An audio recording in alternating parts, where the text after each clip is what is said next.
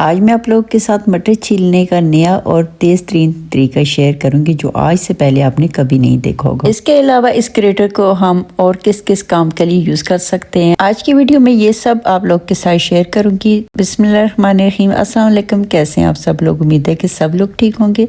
सबसे पहली टिप मेरी ये है कि जब भी हम चावल बॉईल करते हैं तो अगर हमारे पास छलनी नहीं है तो बिना छलनी के हम चावलों में से पानी किस तरह निकाल सकते हैं कि एक चावल भी ज़ाया ना हो।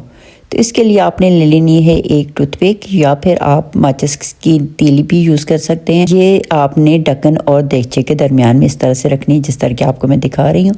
फिर आपने दोनों हाथों से देगचे को उठाना है और उसके ढक्कन को मजबूती से पकड़ के आप पानी निकालें।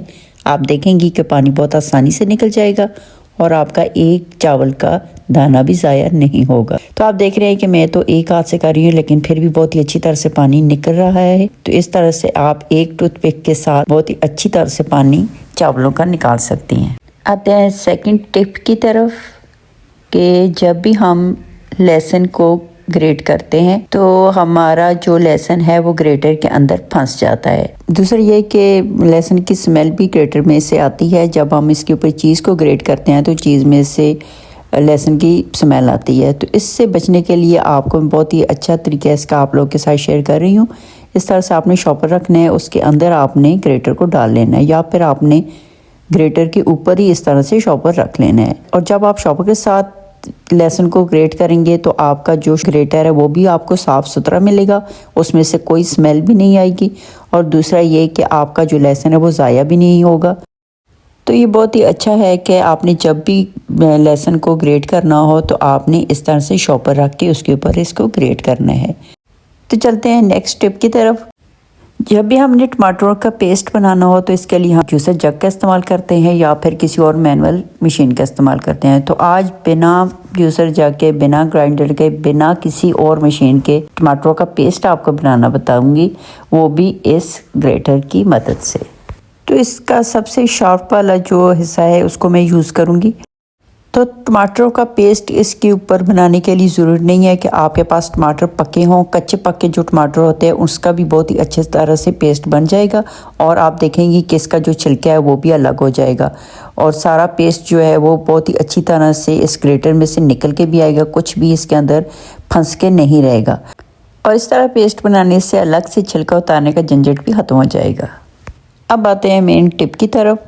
आज मैं आप लोगों को दिखाऊंगी कि किस तरह से बहुत ज़्यादा मटर आप बहुत ही आसानी से और कम टाइम में छील सकती हैं, वो भी एक छोटे से टूल की मदद से।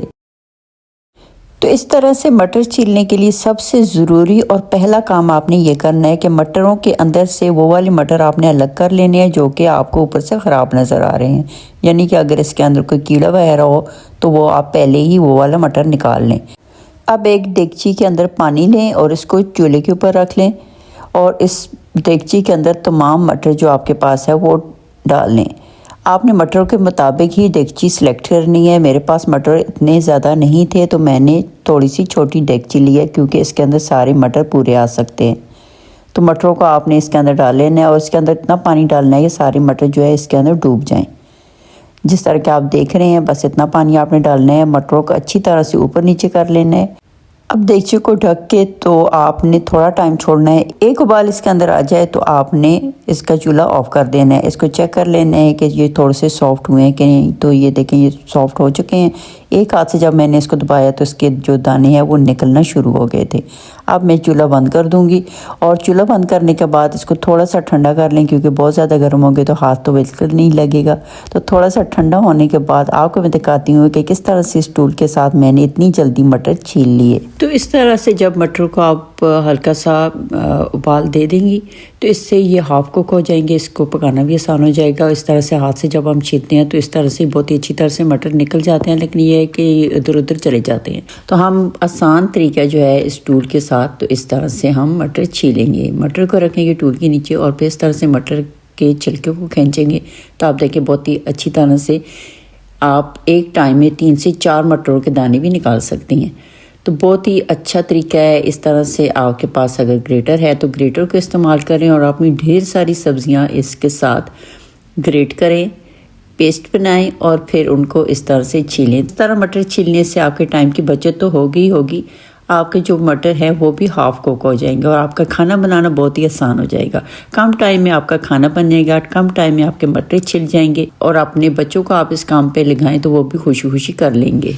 आज की वीडियो का कोई पार्ट भी अगर आप लोग के लिए हेल्पफुल रहा है तो वीडियो को लाइक करें, चैनल को सब्सक्राइब करें। फिर मिलते हैं किसी और वीडियो में, तब तक के लिए अल्लाह हाफिज़।